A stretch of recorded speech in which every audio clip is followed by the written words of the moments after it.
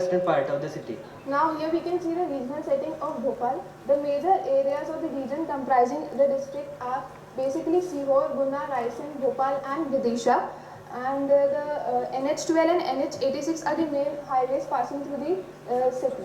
And in the map we can show the blue area shows the municipal area as well as the planning area boundary and the district boundary. We have noticed a higher rate of peri-urban area growth along the major transportation corridors that are available. Then our study of the demographic trend, the land use change and the household growth shows a very high growth rate of Bhopal, and there have been many cases where unplanned development has been going on in the peri-urban area. So we have selected the case study of Bhopal for the master plan presentation. Now, peri-urban areas are identified under two main characteristics, that is the inner fringe area and the outer fringe area. The inner fringe areas mainly comprise of land use change, the construction and development activities and change in FAR and built up, while the outer fringe areas have more space taking activities which cannot be accommodated within the city. Now, the main factors indicating the peri-urban regions are, we can classify the criteria are administration and the space they are consuming, then the development and the ongoing process of construction, then the patch landscape that basically predominantly lies in the agricultural areas, then the land use changes. First of all, for the study of peri-urban areas, we have identified the municipal boundary and the planning area boundary. Then we have marked all the indicators that were available for our study, which indicate the presence of peri-urban areas. Then we have associated the map with the subsidies provided in the master plan, and we have noticed the higher rate of peri-urban growth in Neori, Misrod and Baragarh subsidies. Now coming on to the provisions of master plan. Now the master plan of 2005 proposes these main sub-cities, for example Bhel, Misrod, Baragarh, Neori, etc. For the accessibility point of view on the basis of transportation, the main connectivity can be seen to the Bhopal region from the outskirts are like from state highways and national highways, National Highway 12, National Highway 86. According to the Master Plan Bhopal 2005, the estimated population for Misrod and Nevri are the highest, and it shows a 32% growth rate in in the population of Misrod. All the population increase, which was estimated to be 10 lakhs by migration and both by population, was supposed to be accommodated in Misrod and Nevri. Now the map here shows the growth in the built up area. As we can see, in the year 2009, basically the growth has increased over the peripheral areas. And in the provision of master plan, there was a provision to connect the inner and the outer fringe areas through the mass transportation network. Basically, from this we can have an conclusion that there has been a decreasing growth in the primary sector in the year 2001 due to the transformation of the rural landscape into urban. The master plan proposes a very good network system for urban fringe areas. For the increasing accessibility in peri-urban areas, all the areas near the southwestern part of urban fringe were developed, and although few roads were not implemented because of the topographical or physiographical conditions. Now basically the issues that we have encountered through the provisions are the provisions have a universal approach. Like the Neori and the Misrod region, in spite of the urban or the agricultural economy, have been given the same provisions. Then uncontrolled and unplanned development. Several provisions like there is a ribbon development along the major transportation corridors. Then there is a problem in phase-wise development if the implementation goes wrong at certain point. Then adaptation, the provisions don't comply with the adaptations of the rural inhabitants. Then we have taken a case study of southwestern Bhopal for a more detailed study of urban areas. Here is a map that shows the built-up area increase from 2005 to 2013 to observe the development of peri-urban areas. So we can give more detailed provisions for further we can provide strategies for development. Now we have selected 2 villages in the peri-urban fringe. They are off-corridor and on-corridor. On-corridor is Samarda Kalyasur and the off-corridor is Deepri. Now the general characteristics of Deepri village, it is situated 2 kilometers away from the highway and basically pertains in agricultural economy by nature. Now the scenario of Deepri is like, it has small, basically the main supporting systems are the dairy farms and the agricultural economies, although they have a land small holdings. But in Deepri village, the rural lifestyle dominates the area.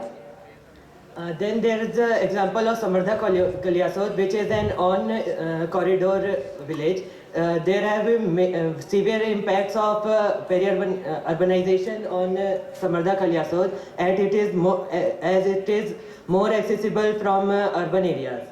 There have been development of commercial areas and land use change and development of FAR increase in Samarda Kalyasur, which we have noticed.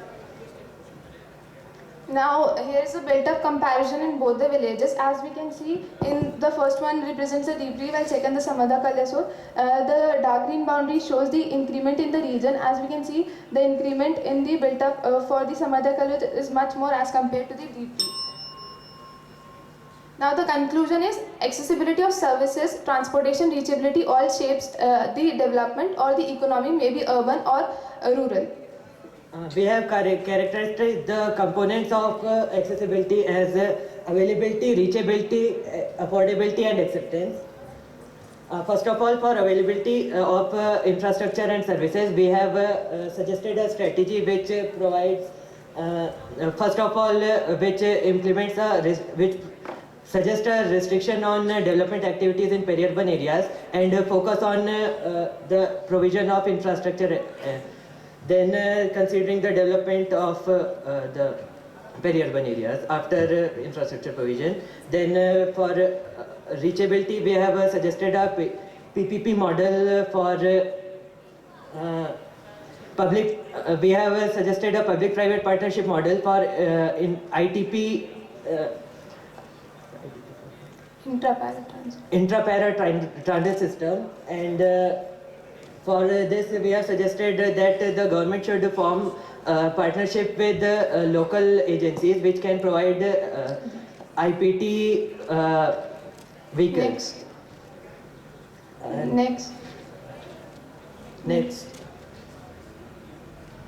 Come to conclusion.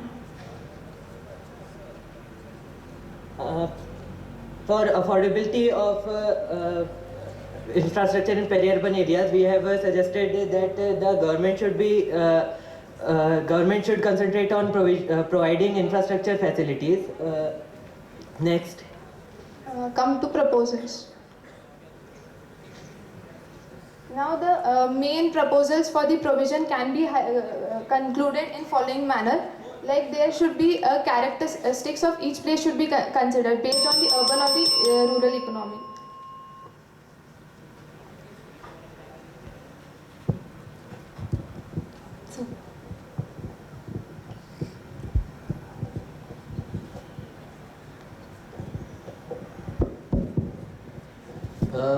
From your presentation, it is revealed that Bhopal is having good connectivity to the urban peripheral areas.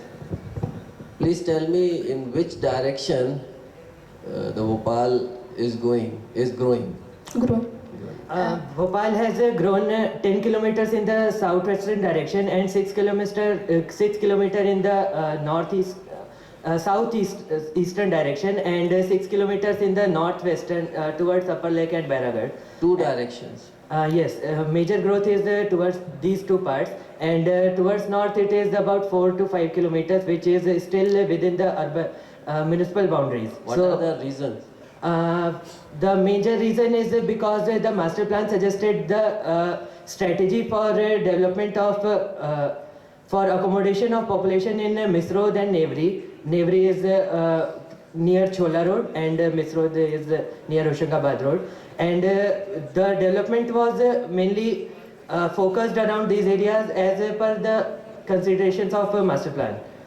They studied the major transportational they studies the transportation You mean to corridors. say it is going as per the master plan?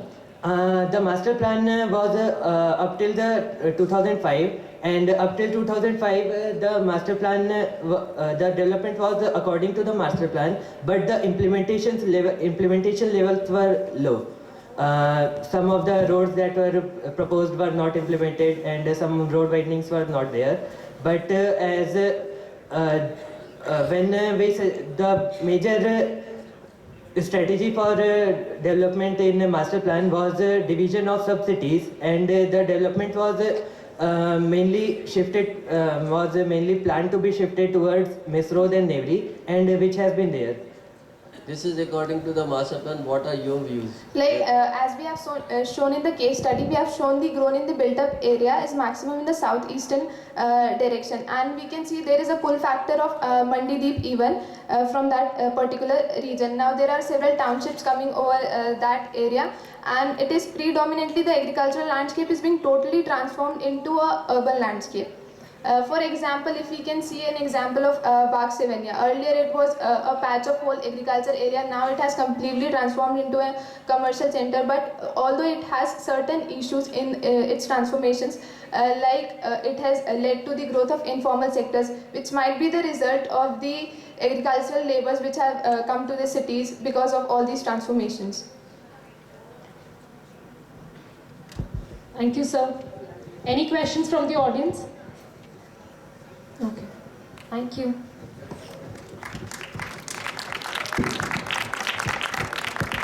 I request college number 3 to come on the stage.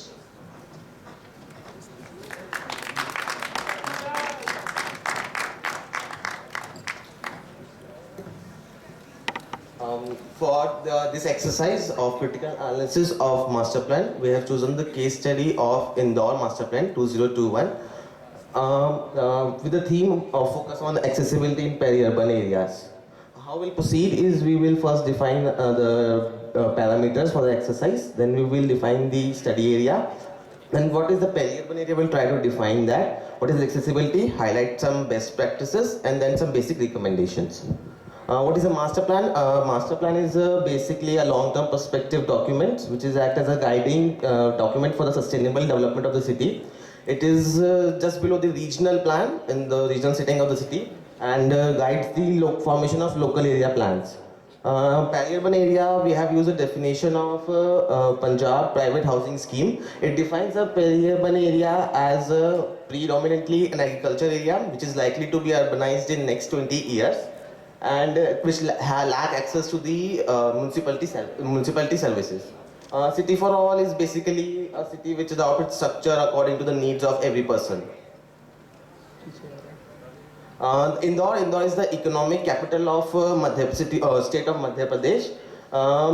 Master plan for Indore was prepared in 2005. They have used a census data of 2001 when the population was around 15 lakhs. The reason we have chosen Indore is because it is a rapidly growing city. We thought the peri-urban area would be far more visibly apparent in a larger city as compared to a smaller city.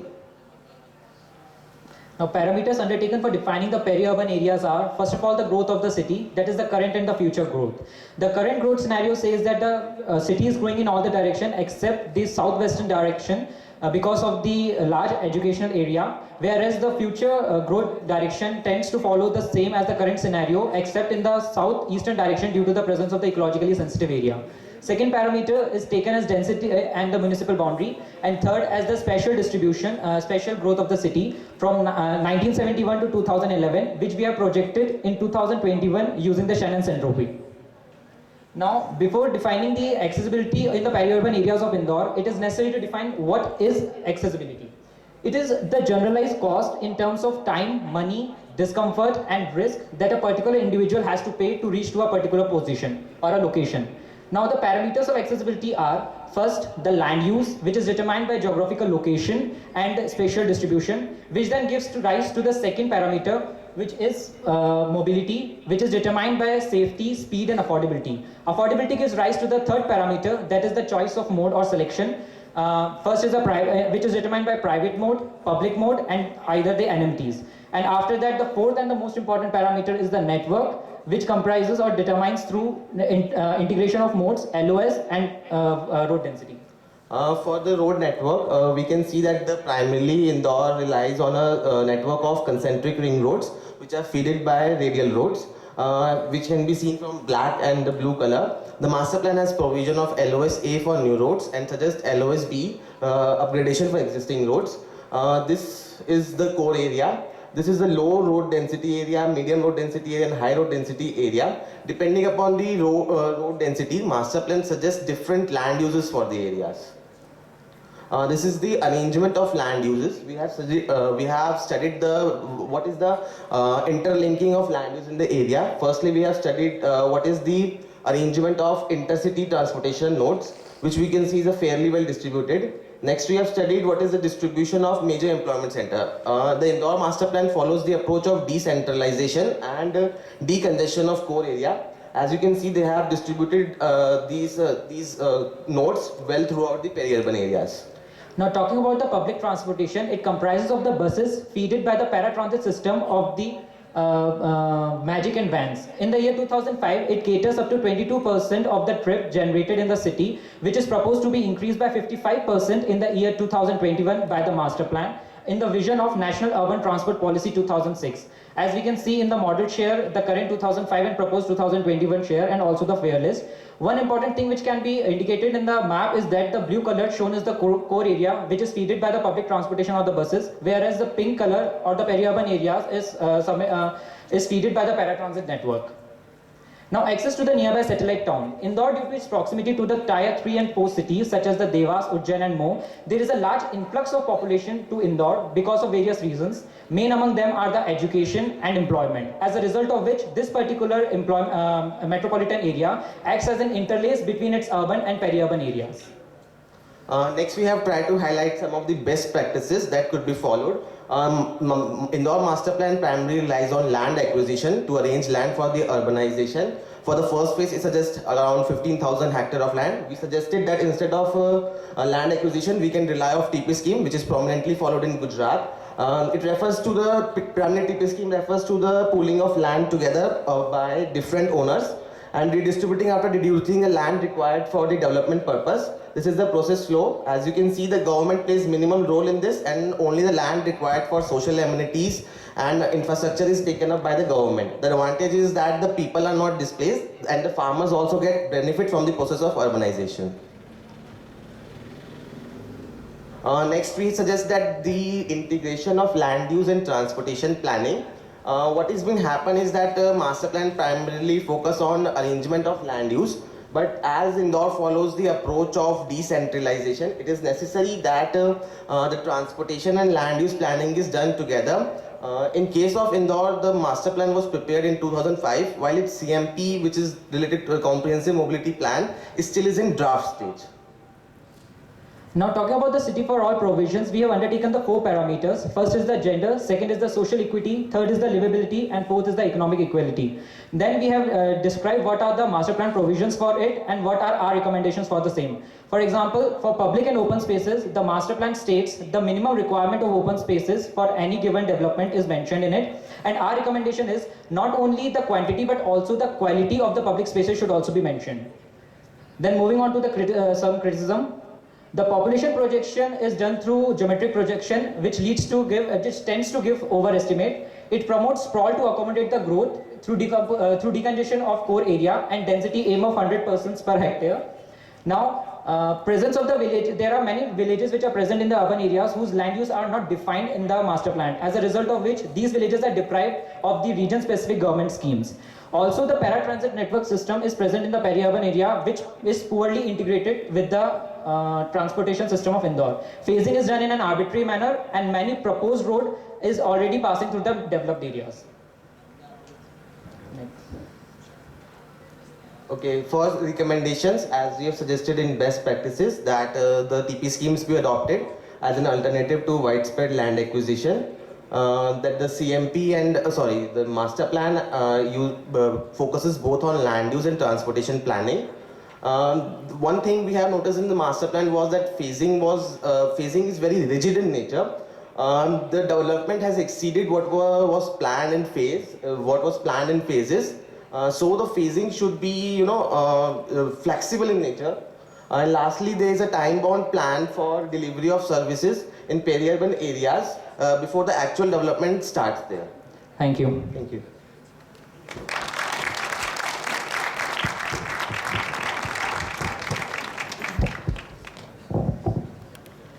In your criteria, you suggested affordability also as one of the important criteria for people. Yes. In your presentation, I did not see any consideration of affordability as a linkage to the transportation which is being provided. Would you like to highlight something on that if you consider? Yes, sir. I think we try to show what is the fare list of the public transport in Indore. What we probably missed out is that there need to be a comparison of this fare list with other cities.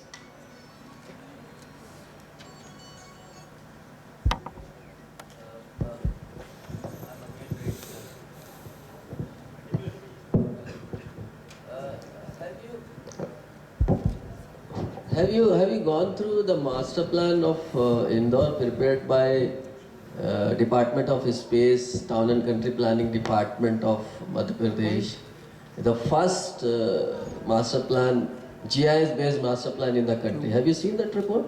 Yes, actually in sheets we have highlighted how this is the pilot project by the... Good. Now, one question which has come in my mind. Normally, the core of the city is highly populated. Then we comes to the moderate density, a medium density, and normally peri-urban areas famous for their low density. People prefer to go in peri-urban areas because of low density or good connectivity. One of your slides shows core of the area is highly populated, then there's a low density, then in the peri-urban area medium density. Can you elaborate why it is so? I'm sorry, sir, that is the map showing the road density. We have tried to highlight what is the proposed road. They have proposed road in the master Population plan. density. No, road density. Road density. So road density is defined as the kilometer of road per kilometer square of area. It is a very important parameter when we are considering what land use we are planning to put it in there. In that particular area. This is not the population density, it is a road density map. Thank you, sir. Any other questions from the audiences? Thank you.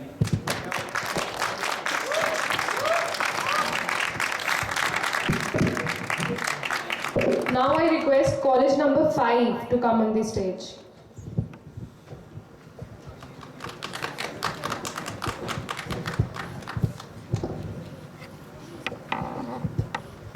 Good morning to all.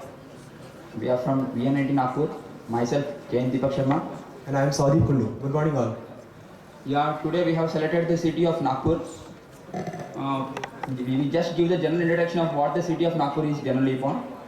It is one of the largest cities in the central India, and it is also known as the second capital of Maharashtra state, sorry. And it serves as a business hub in the central region of the all over the region, and it has a the Nagpur city covers an area of around 270 square kilometers area. And generally, if you go for the urban sprawl or nothing but urban growth, what will be the main reasons for the urban growth are as follows. Generally, the taxation, if the taxation is very less, then the urban growth can be migrated, or the migration of the people can be more because of the there will be a less plots will be the of attractive prices. And if the civic standards are also less, then it will be the growth will be more in that area. And the causes of the urban sprawl will be as demographic changes and rent gradient. So if you go for the demographic changes, the migration of the people will, if the migration of the people is more, then more land will be required for that population to accommodate to those people in that areas. And if you go for the rent gradients, at the center of the at the center of the any city, there will be the more increase in the rent. And if you go from the to the large extents of the city area, we generally have a less rent areas in that region. And if we go for the differences in government services and attitudes, generally the infrastructure will be infrastructure maintenance depends upon the type of the area which we have selected, and it may vary upon the types of the location which we have been allocated in that place. Transportation. This is the most effective way of reaching from one place to another, nothing but the accessibility. So if the transportation is fast and cheap, people can save more time and their efficient work. And land use regulations. If we go for the municipal, if we consider the municipality regulations as well as corporation regulations, these the setbacks as well as minimum parking requirements should be under consideration such that the causes of the urban sprawl will be in a negligible condition.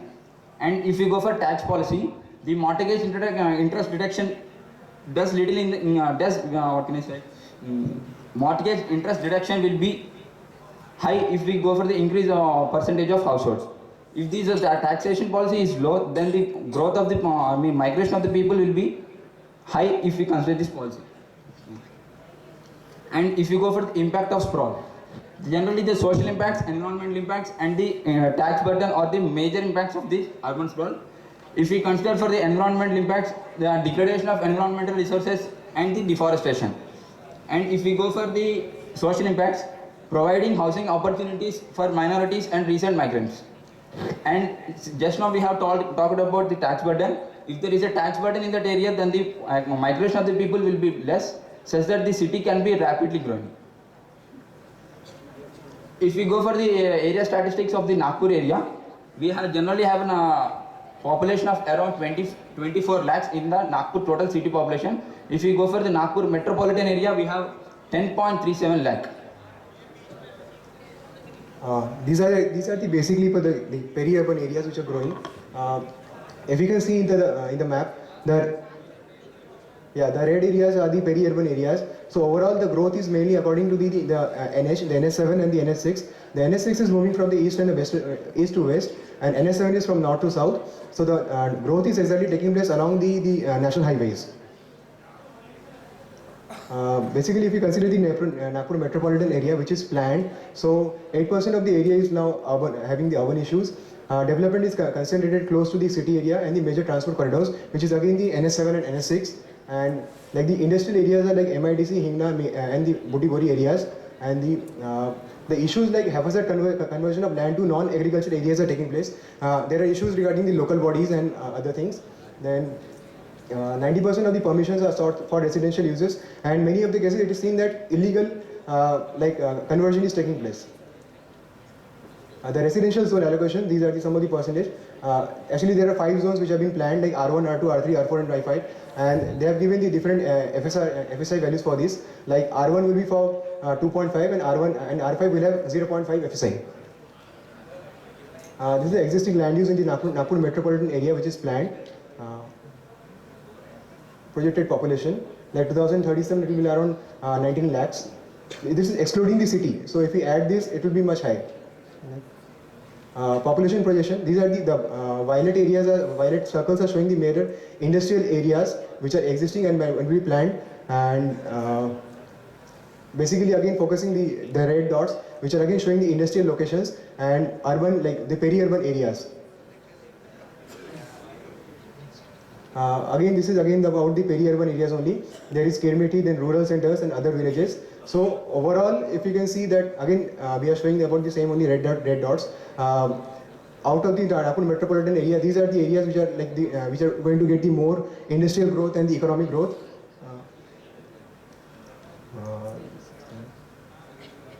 Yeah, coming about the transit, because we are focusing on the accessibility things. So, as far as the mass transit is concerned, it is going to be around 214.68 kilometers length. Express bus route which is planned 290 kilometers. Then feeder route 59 kilometers, and the regional bus route 293 kilometers. The red circular portion is showing the. Actually, we are showing the different zones as we have mentioned in the table. These are the bus routes which are planned for the metropolitan area and which will be giving an access to the peri-urban areas because they are growing up.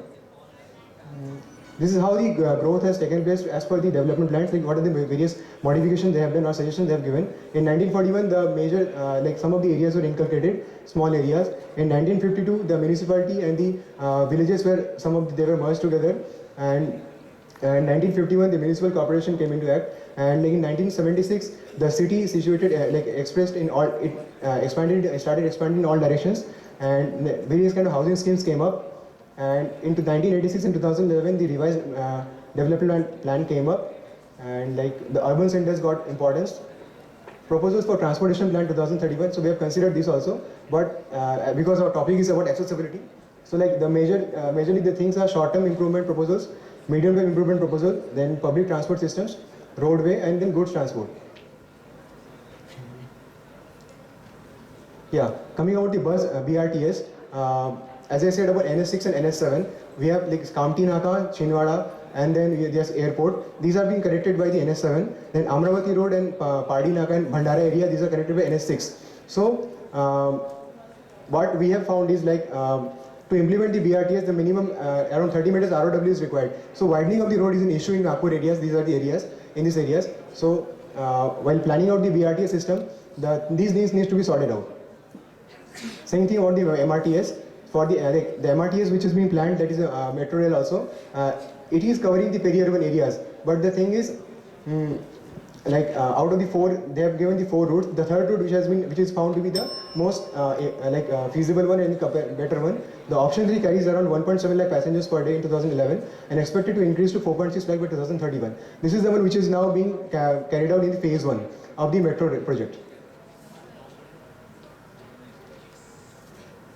Development of the outer ring road. So actually the outer ring road is now in half portion, and it is only the south. It connects from the east, south and west. So now the thing which is the completion of the outer ring road, which is being given in the development plan also. So now the remaining thing is focusing on the north. So the completion will be taking place from the east, north and west portion.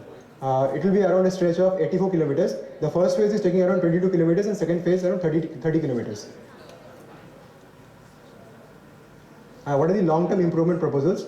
These are accreditation of the public transport infrastructure for bus terminals and public bus depots, environmental friendly policies such as CNG favorable policies, then development of the BRTS and MRTS and outer ring road.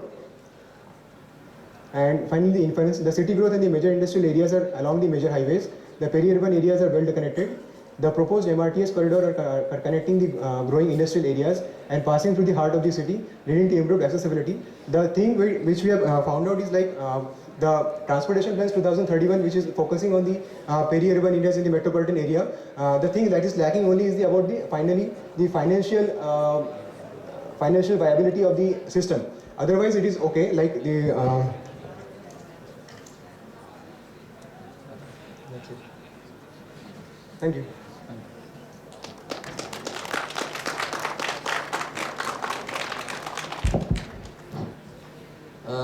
From your presentation, I got to know that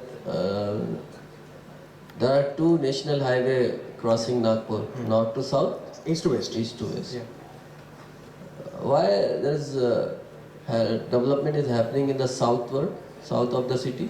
So actually development is taking place in all the areas, but main focus in all the areas, but main focus is on south because of the presence of Mihan, which we know as multimodal international hub airport. So and strategically, if you see, Nagpur is located in the geographical center of India, and there are around 400 flights which are taking place over the Nagpur. So once Mihan comes up, all the logistic transportation things will be carried out in Nagpur only. It will be the center of India where major transportation of logistics will be taking place. Can you explain me the regional setting of Nagpur? Nagpur is located in the center of India geographically, and regional setting in what sense? Which city is on the east and west and north and south? We have nearby cities like Nearby cities like Varda, Chandrapur. Varda is in which direction? North west direction. And The highways coming from north to south, which city is on the north and which city in the south? north direction in upper MP boundary is there. So Chinwada towards Chinwada highway, and in north west it is Varda. That is also upcoming industrial town. Like many industrial projects are there.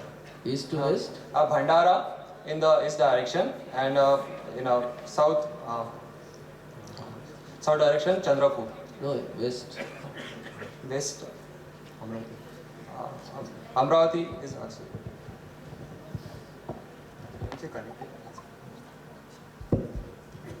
Thank you, sir. Any question from the audience? Thank you. I request College 6 to come on the stage.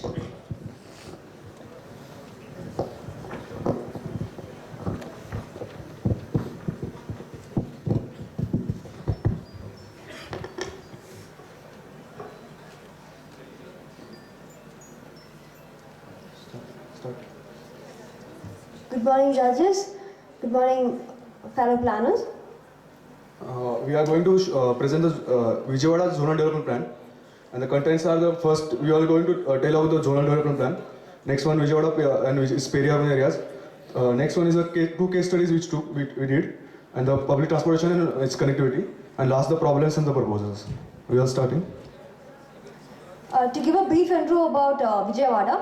Vijayawada is the second largest city in the newly formed state of Andhra Pradesh with 62 square kilometer area, 10,49,000 population and a GDP of $3 billion US.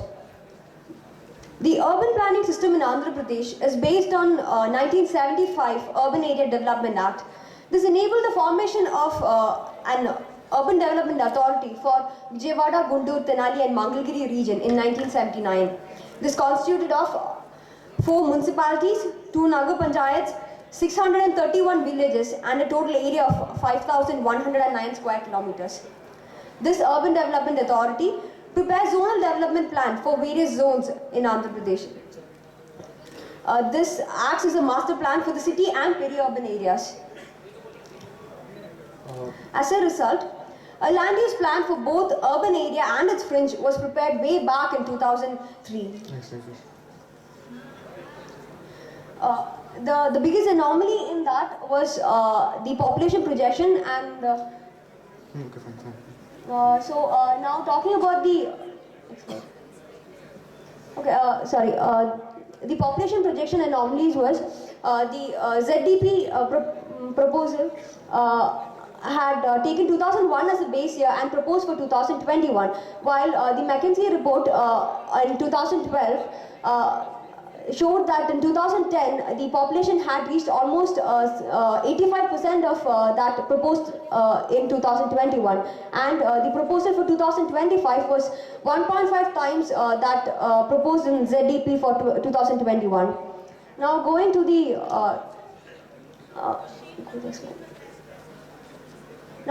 settlement growth pattern in Vijayawada,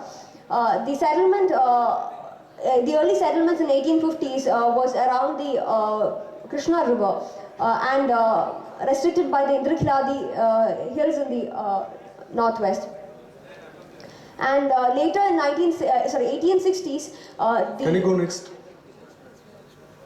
Later in 1860s, the canals were built and the railway system was brought in 1870s. Next.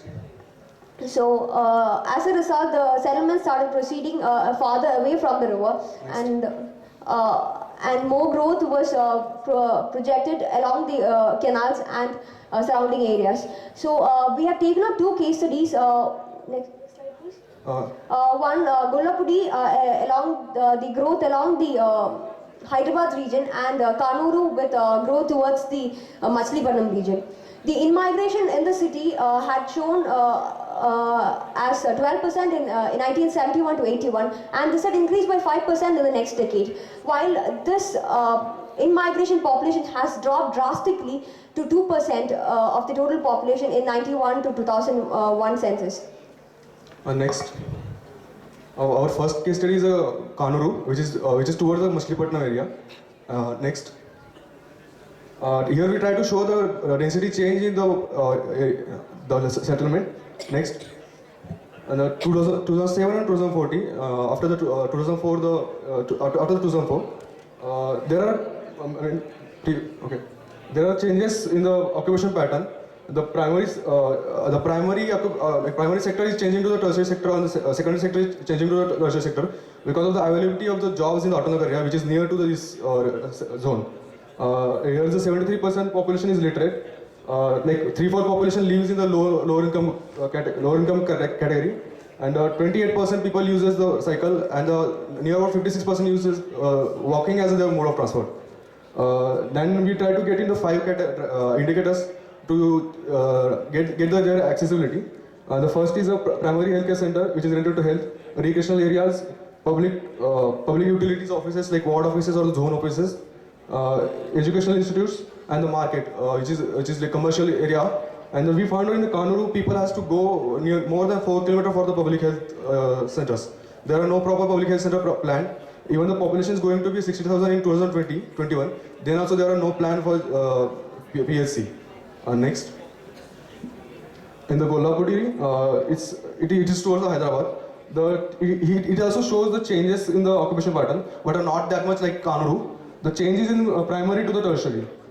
Near about half population is literate, and they have achieved the highest education level is the high school. It is 45%.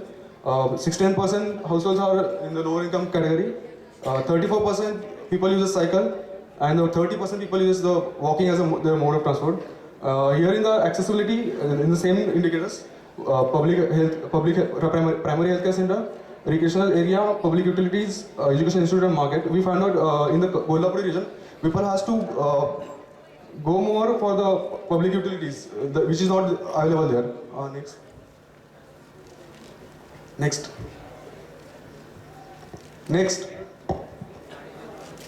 Okay. Here we try to get the connectivity of the public transport with the city. We try to show the bus stop and their coverage. In the Kanuru and the Kolhapur area, it has a very good coverage, but the connectivity is good, but the frequency is not good. If you consider the outer parts of the city and connecting to each other, and the market area or the main commercial activity center are also located near to these two zones. Next one. Here are some the problems which we found and the proposals. Instead of making a master plan, this region, like in Visakhapatnam or Vijayawada, they are going for the zonal development plan, which covers the city and the two main cities, Vijayawada, Guntur, and other zones also. It is like a good practice. They are concentrating on the other villages, so they are prepared. They are mainly focused on the land use plans. Next is public transport, which is provided by Andhra Pradesh Road Transport Corporation. It has a regional connectivity in the city, which is connected to the other regional area also. And the transportation, we find out that near about 50% external traffic goods movement is going through the city. It is creating a problem for the transportation. And at that time, the issue was not answered. In the 2014, we are seeing this issue. It's worsened, and it is causing a problem. So the outer ring road is highly needed. Next thing is, and this traffic, external to external traffic is causing timing delays. Both case studies area shows the NMTs like cycles, use of cycle or the walking as their mode of transport. But there are no provisions for the NMTs are given in this area. That's all.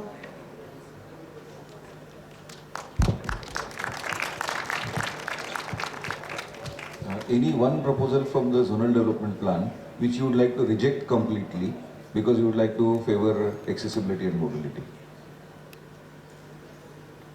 Any one proposal which you would criticize most? Sir, the roads, if